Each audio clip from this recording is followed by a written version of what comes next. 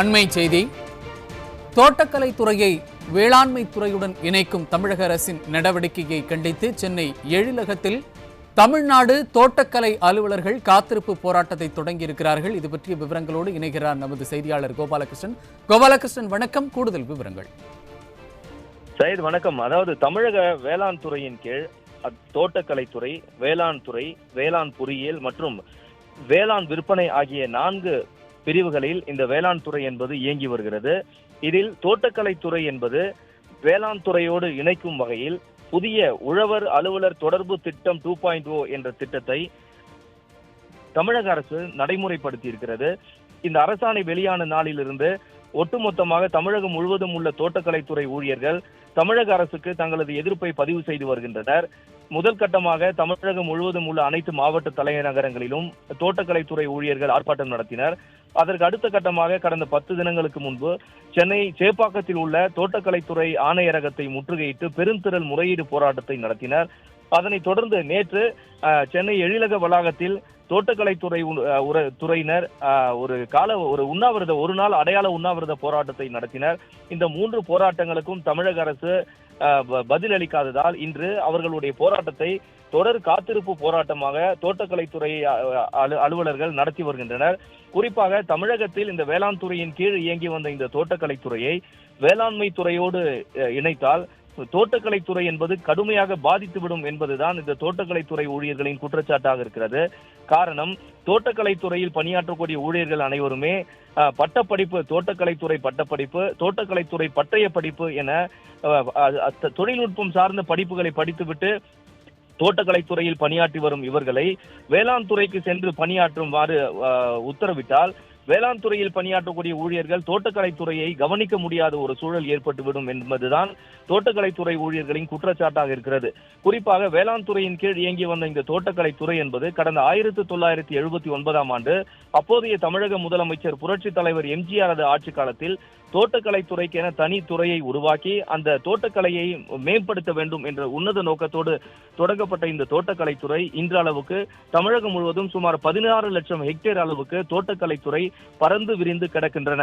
இவ்வளவு அளவுக்கு வளர்ச்சி அடைந்து உள்ள இந்த தோட்டக்கலைத்துறைக்கு மிக முக்கிய காரணமே தோட்டக்கலைத்துறை தனியாக இயங்கியதும் தோட்டக்கலைத்துறையில் பணியாற்றி வந்த ஊழியர்களின் அர்ப்பணிப்பு உணர்வுதான் காரணம் என குற்றம் சாட்டும் இந்த ஊழியர்கள் தற்போது தமிழக அரசின் இந்த புரிதல் இல்லாத ஒரு திட்டம் நடைமுறைக்கு வந்தால் ஒட்டுமொத்தமாக தமிழக தோட்டக்கலைத்துறையின் வளர்ச்சி என்பது அடியோடு நின்றுவிடும் என்பதுதான் இவர்களது வேதனையாக இருக்கிறது. எனவே தமிழக அரசு கொண்டு வந்துள்ள இந்த உழவர் அலுவலர் தொடர்பு திட்டம் 2.0 என்ற திட்டத்தை உடனடியாக நிறுத்த வேண்டும் என்றும் இந்த திட்டத்தை நிறுத்தும் வரையில் தங்களது போராட்டம் என்பது தொடரும் என்றும் அவர்கள் எச்சரித்துள்ளனர்.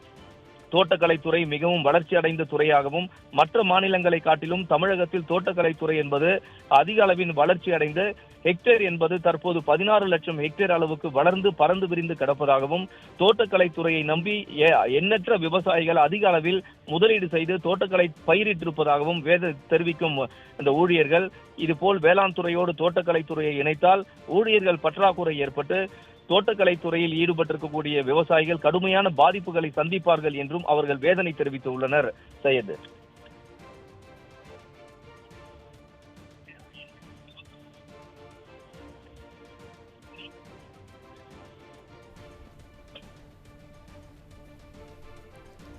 விவரங்களை வழங்கியமைக்கு நன்றி கோபாலகிருஷ்ணன். தோட்டக்கலைத்துறை பாதிக்கும் அப்படின்றத விட தோட்டக்கலைத்துறை மூலமாக அலுவலர்கள் பாதிப்படையும். அதே நேரத்தில் இது தோட்டக்கலை பயிரிடக்கூடிய விவசாயிகளுக்கு முதல் பாதிப்பு வரும். விவசாயிகளுக்கு எந்த மாதிரி பாதிப்பு வரும் அப்படின்னா, அவங்களுக்கு தொழில்நுட்பத்தை கொண்டு போய் சேர்க்கறதுல நிறையா இடர்பாடுகள் ஏற்படும். அந்த இடர்பாடுகளில் மிக முக்கியமானது என்ன அப்படின்னா, தற்போது இந்த அரசாணையின்படி வேளாண்மை துறையில் இருக்கக்கூடிய உதவி வேளாண்மை அலுவலர்களும் தோட்டக்கலை இருக்கக்கூடிய உதவி தோட்டக்கலை அலுவலர்களும் ஒருங்கிணைச்சு ஒரு தொழில்நுட்பத்தை 3-4 கிராமங்களுக்கு ஒரு அலுவலர்கள் அப்படி நியமிக்கும் போது நான் தோட்டக்கலை படித்த என்னால் தெளிவாகவும் ஒரு கான்ஃபிடென்ட்டாகவும் இந்த தொழில்நுட்பத்தை சொல்ல முடியும். அதுக்கு ஏற்ற மாதிரி கால ஓட்டத்துக்கு ஏற்ற மாதிரி அதில் அப்டேட் பண்ணுறதுக்கு எனக்கு ஈஸியாக இருக்கும். ஆனால் இதே வேளாண்மை உதவி அலுவலர்கள் தோட்டக்கலை பயிர்களை அவங்களால சொல்ல முடியும். ஆனால் கால ஓட்டத்துக்கு தேவையான ஒரு அப்டேட்டடோட ஒரு தகவல்களோ தொழில்நுட்பங்களை கடத்துறது ரொம்ப பின்னோக்கி இருக்கும். ஒருவேளை இந்த பின்னோக்கி இருக்கிற நேரத்தில் ஒரு தவறான ஒரு மருந்துகளோ தவறான ஒரு பரிந்துரைகளோ அந்த அலுவலர் சொல்லும்போது அது பயிரிடக்கூடிய விவசாயிக்கு பெரிய பண இழப்பையும் ஏற்படுத்தும், நேர இழப்பையும் ஏற்படுத்தும், பொருளாதார இழப்பையும் மிக பல அளவில் ஏற்படுத்தும். இது விவசாயிகளுக்கு இந்த மாதிரி ஒரு வகையான ஒரு இழப்பை ஏற்படுத்தும்.